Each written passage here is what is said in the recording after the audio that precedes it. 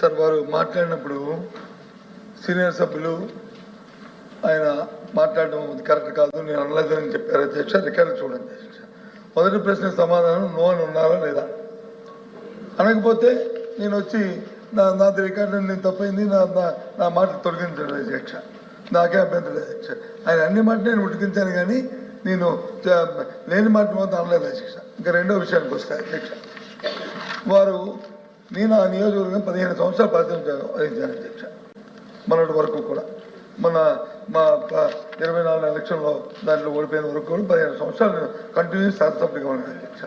15 సంవత్సరాల్లో రాని డయేరియా ఎప్పుడు ఏ ఒక్కరు కూడా చనిపోయిన నేపథ్యంలో ఈ 4 సంవత్సరాలు ఈ 4 నెలల కాలంలోనే ఎందుకు చనిపోవచ్చు అధ్యక్ష? 5 సంవత్సరాల్లో మరి 4 నెలలు 4 నెలల కింద చనిపోవచ్చు కదా అధ్యక్ష. అక్కడ కానీ పరివేక్ష లోపం వస్తే నేను క్లియర్ కట్గా చెప్పాను అధ్యక్ష. ఏదైతే ఇంకోటి అధ్యక్ష, జిల్లాలో ఎక్కడ లేని విధంగా ప్రతి ఊరికి కూడా ఒక పంపింగ్ స్కీము, ఒక ప్రొటెక్ట్ వార్డ్ స్కీము ప్రతి ఊర్లో ఉంది అధ్యక్ష. ఆ నియోజకవర్గంలో అది గర్వంగా చెప్తున్నాను అధ్యక్ష. అది ఆ కార్యక్రమం ఉన్నప్పుడు దాన్ని పర్యవేక్షణ చేయాలి. ఏవి టైం టు టైం దాన్ని క్లోరేషన్ కలుపుకోవడం, టైం టు టైం ఆ పైపులను వచ్చి క్లీన్ చేసుకోవడం, టైం టు టైం చూడడం, అవి ఆ కార్యక్రమం జరగలేదు అధ్యక్ష. ఈ 4 నెలల కాలంలో ఎవరైతే మెయింటెనెన్స్ చేస్తారో ఈ విషయాలు చెప్పడం నాకు ఇష్టం లేదు అధ్యక్ష. అయినా సరే మంత్రి అడిగారు కాబట్టి చెప్తాను. ఆ లోపాలు ఎవరు చేయాలి, ఎవరు చేయకూడదు, ఈ కాంట్రాక్ట్ నాకు కావాలి, ఆ కాంట్రాక్ట్ తొలగించేయాలి, ఆ వర్కర్ని తీసేయాలి, ఆ వర్కర్ని మళ్ళీ కొత్త వాడిని వేసుకోవాలి, వాడి దగ్గర మళ్ళీ 50,000 లక్ష మళ్ళీ వాడి దోచుకోవాలి అని అక్కడ కొట్లాట జరిగింది అధ్యక్ష. ఈ 4 నెలల కాలంలో వీటికి కారణాలు ఇవ్వ అధ్యక్ష. నేను అసలు అంతవరకు జోన్కు పోదలుచుకోలేదు. అయినా వారు అడిగారు కాబట్టి నేను చెప్తున్నాను అధ్యక్ష. పర్యవేక్షణ లోపం వల్ల జరిగిన అధ్యక్ష అంతే అధ్యక్ష. దాన్ని సర్దిద్దుకొని ప్రజలకు మంచి చేయడానికి ఆలోచించేయండి అధ్యక్ష. నీ మీద మీరు మా మీద మీరు విమర్శలు చేసుకుంటే దాని మీద వచ్చే ప్రయోజనం లేదు అధ్యక్ష. ప్రయోజనం లేదు అధ్యక్ష. అక్కడ గౌరవ శాసనసభ్యులు వాళ్ళని అడగడం అధ్యక్ష ఎందుకు జరిగిందో చెప్తారు. ఇప్పుడు శాసనసభ్యులు అక్కడ ఉన్న శాసనసభ్యులు మీ శాసనసభ్యులు కదా అధ్యక్ష. వారితో ఒకసారి సమావేశం పెట్టుకుంటే అధ్యక్ష అడగండి అధ్యక్ష, చెప్తారు. ఏ పని ఎందుకు అది జరిగిందో, ఏ కారణం వల్ల జరిగిందో అది తెలుస్తుంది. అంతేగాని పెద్దానికి గత ప్రభుత్వం అంటే గత ప్రభుత్వం ఏం చెప్తే చెప్పండి. ఇందాక చెప్పారు గత ప్రభుత్వం. సరే, ప్రభుత్వం మీ చేతిలో ఉంది, అధికారం ఎంక్వైరీ చేయండి, తప్పులు జరిగితే దాన్ని శిక్షించండి. ఎవరు వద్దన్నారు మిమ్మల్ని? మేము అడ్డుపెట్టిన ఆగితే ఎందుకంటే ప్రభుత్వం మీది కాబట్టి. కానీ దయచేసి నేను సూటిగా మంత్రిగారిని అడుగుతున్నాను. గొర్రెల మండలంలో మా అధికారులు వచ్చి ఒకరని చెప్పారు. ముఖ్యమంత్రి గారు రాష్ట్రంలో సమీక్షా సమావేశం జరిగినప్పుడు మీ అధికారులు మీరు కూడా ఆ సమావేశం ఉన్నారు. ఎండమండు అని ఆయన చెప్పారు. ఆ మర్నాడు ఉప ముఖ్యమంత్రి గారు వచ్చారు, ఆయన 10 మందిని చెప్పారు. అక్కడ సమావేశం జరిగిన తర్వాత ఇప్పుడు మీరు సభాముఖంగా 4 అని చెప్తున్నారు. చూడండి అధ్యక్ష, వాస్తవంగా చనిపోయిన వాళ్ళు 202 మంది హాస్పిటల్కి వెళ్తే అక్కడ అడ్మిట్ అయితే వాళ్ళకి వచ్చి సౌకర్యం లేకపోయినా ఆ స్కూల్లో అంట అప్పుడు మేము కట్టిన స్కూల్లో ఏవైతే ఆ 4 నెలలు బలలో బెంచీలు బాగున్నాయి కాబట్టి దాని మీద పెట్టి అక్కడ చేస్తే నేను చెప్పాను. ఏమయ్యా విజయనగరం హాస్పిటల్ ఉంది, వైజాగ్ హాస్పిటల్ ఉంది, ఆ పక్కన హాస్పిటల్ ఉంది, అది చేయండి.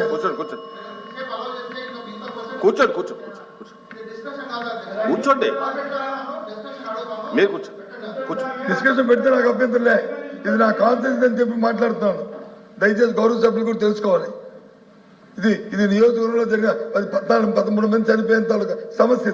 ఇదేమైనా మా సొంత అనుకోలేకపోతే ఎవరి మీద విమర్శించడానికో మాట్లాడుతున్న సమస్య కాదు. ఇది ఆ సమస్య కాదు. ఇది దయచేసి కాబట్టి మంత్రి గారిని నేను కోరుతుంది. మొదటగా నేను చెప్పింది వచ్చి దాని గురించి మాట్లాడాను. ఆ తర్వాత వచ్చి అక్కడ ఇప్పుడు కూడా చెప్తున్నాను, ఇంకా పర్యవేక్షణ లోపం ఉంది, మెయింటెనెన్స్ లోపం ఉంది. అది మీ సబ్జెక్ట్ కాదు, అది పంచాయతీరాజ్ సంబంధించిన సబ్జెక్టు. దయచేసి అధికారులు కలెక్టర్కి ఆదేశాలు ఇవ్వండి. విశిక్షణ లేకుండా ఎక్కడా కూడా మెయింటెనెన్స్ కి ఇబ్బంది లేకుండా కార్యక్రమం జరగాలని ఆదేశించండి. ఆ విషయాలు రావు, అది నేను కోరుతుంది.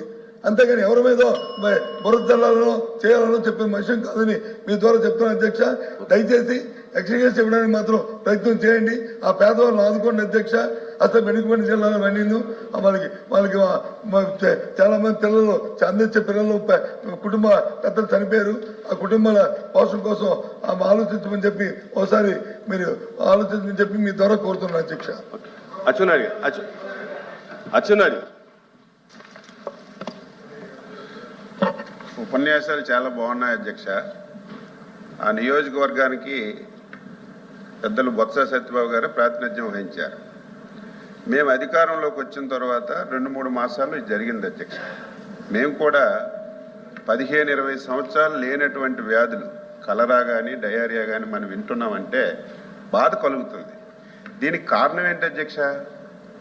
పారిశుద్ధ్యం పరిశుభ్రత ఉండాలి, గ్రామ పంచాయతీలు యాక్టివ్గా ఉండాలి, మున్సిపాలిటీలు యాక్టివ్గా ఉండాలి, కార్పొరేషన్లు యాక్టివ్గా ఉండాలి. ఈ 3 యాక్టివ్గా లేకపోతే ఎవరు ఎన్ని చేసినా సరే దీన్ని అరికట్టలేమనేది అందరికీ తెలిసిన విషయం. 5 సంవత్సరాల అధ్యక్ష పంచాయతీలో ఒక పైసా ఖర్చు పెట్టారా? ఒక డ్రైన్ క్లీన్ చేశారా? ఒక ట్యాంక్ ఉంటే ట్యాంకులో ఒక పిడికిడు ఉపన్యాసాలు ఇవ్వడం కాదు. ఎవరు నేనే ఇస్తాను ఉపన్యాసం నేనే ఇస్తాను.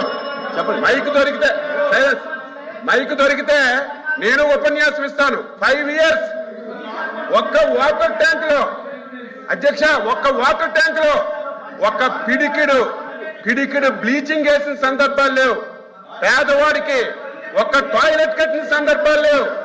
జరగదు అధ్యక్ష, ఇది జరగాలని జరగకూడదు. మేము వచ్చిన తర్వాత మళ్ళీ పంచాయతీలను బలోపేతం చేస్తున్నాం, మున్సిపాలిటీలను బలోపేతం చేస్తున్నాం.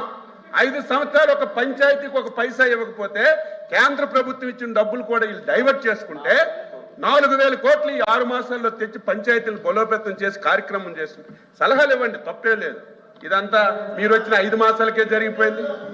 మీరే మొత్తం చేశారు. ఇది పంచాయతీరాజ్ డిపార్ట్మెంట్. మీరు చెప్పండి, కలెక్టివ్ డిపార్ట్మెంట్ అధ్యక్ష. హెల్త్ మినిస్టర్ లేదు, ఏమి డిప్యూటీ చీఫ్ మినిస్టర్ కాదా? మా హోమ్ మినిస్టర్ కాదా? మీరేం రివ్యూ చేయలేదా? మీరు పెద్దలుగా ఉండి ఆ నియోజకవర్గానికి ఇన్ని సంవత్సరాలు ప్రాతినిధ్యం వహించి ఇది జరిగినప్పుడు నా వల్ల కూడా జరిగిందని ఒప్పుకోవాలి. ఎందుకు ఒప్పుకోవాలి? కానీ ఏదో మాట ఉంది కదా, ఏం 5 మాసాలకు జరిగిపోతాయి. నన్ను అధ్యక్ష ఒకటే చెప్తున్నా, ప్రభుత్వం అందులో మా ముఖ్యమంత్రి గారు చాలా ఫీల్ అయ్యారు. ఎప్పుడూ ఇటువంటి ఇష్యూలు జరగలేదు, వచ్చి 4-5 మాసాల్లో జరిగాయి. ఇక్కడ నుంచే జరగకూడదని ఎక్కడెక్కడ లోపాలు ఉన్నాయో మొత్తం మంచినీటి వ్యవస్థనంతటినీ ఎక్కడెక్కడి నుంచి వాటర్ వస్తుంది.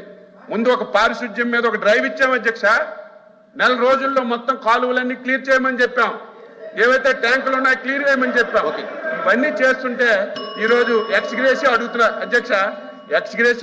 అధ్యక్ష. ఏ స్వతంత్రం వచ్చిన తర్వాత ఇప్పుడే ప్రభుత్వం ఏర్పడిందా? గతంలో ప్రభుత్వాలు లేవా? దేనికి ఎక్స్గ్రేసి ఇస్తున్నారు మీకు తెలీదా? ఎక్కడైనా డయేరియాతో చనిపోతే గత ప్రభుత్వాలు మీరు 5 సంవత్సరాలు ఎవరికైనా ఒక పైసా ఇచ్చారా? ఆ ప్రావిజన్ ఉందా? ఆ ప్రావిజన్ ఉంటే ఇవ్వడానికి ప్రయత్నం చేస్తున్నాం. దానికి ఎక్స్గ్రేజ్ ఇవ్వండి, 8 మంది ఇవ్వండి, 30 మంది చనిపోయారు చెప్తారు అధ్యక్ష. పేపర్లో వస్తే ఒక్కొక్క పేపర్ ఒక్కొక్కలాగా రాస్తారు. మీ పేపర్ 100 మంది అని రాసింది, ఇంకొక పేపర్ ఇంకొకలాగా రాసింది. ఇవన్నీ చూసిన తర్వాత అధ్యక్ష అక్కడైతే డయేరియా రావడం వాస్తవం, మరణాలు జరగడం వాస్తవం. అది రాకుండా అడ్డు పెట్టాలి. భవిష్యత్తులో స్వచ్ఛమైన మంచినీరు ఇవ్వాలి. దానికి కూడా మీరు ప్రజాప్రతినిధిగా బాధ్యత వహించాలి. ప్రజల్ని ఎడ్యుకేట్ చేయాలి, వ్యక్తిగత మరుగుదొడ్లు కట్టాలి. ఇవన్నీ చేస్తే తప్ప దీన్ని అరికట్టలేవు.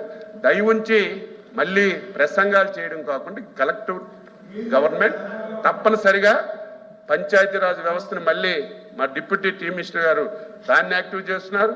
క్లోరినేషన్ చేస్తాం, డ్రైన్లు క్లియర్ చేస్తాం, మంచినీటి వ్యవస్థను చేసి రాకుండా చేయడానికి మేము అన్ని ప్రయత్నాలు చేస్తాం. చిత్తశుద్ధితో పనిచేస్తున్నామని చెప్పి మీ ద్వారా సభ్యులకు తెలియజేస్తాం.